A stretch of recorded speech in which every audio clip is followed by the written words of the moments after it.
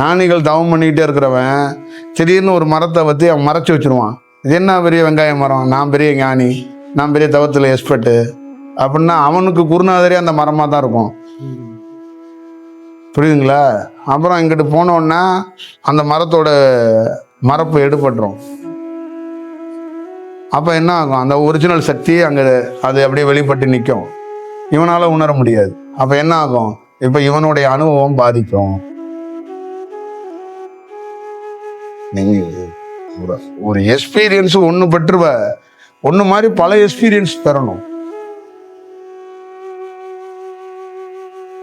ஒரு எக்ஸ்பீரியன்ஸாக பெற்றுட்டேன்னா ஒரு ஸ்டேஜுக்கு மேலே நீ எக்ஸ்பீரியன்ஸ் பெற வேண்டியதில்லை. ஏன்னா உன்னோட ஈர்ப்பு இருக்குல்ல, ப்ரெசன்ஸ். இப்படி இருக்கிறன்னா நீ ஒரு நல்ல ஆயிட்ட அப்படின்னா அதுக்கப்புறம் நீ தேட வேண்டியதில்லை. ஒன்றை தேடி ஒன்றா இதான் இது பேர் தான் சித்தி ஆகிறதும்பாங்க. உனக்குள்ளேயே அட்டாச் ஆகிக்கும்.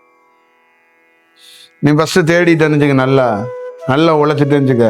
அப்புறம் நீ எங்கேயோ உட்காந்துக்கலாம், பரணியில் கூட உள்ளே உட்காந்துக்கலாம் பெட்டியை சாத்திக்கிட்டு.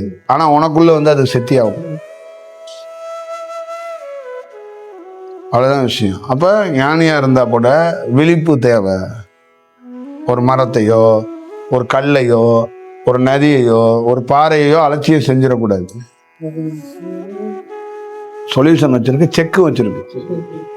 எல்லாருக்கும், ஞானிகளுக்கும் சேர்த்து தான் சொல்றேன். எல்லாருக்கும் உட்புட்டு தான்.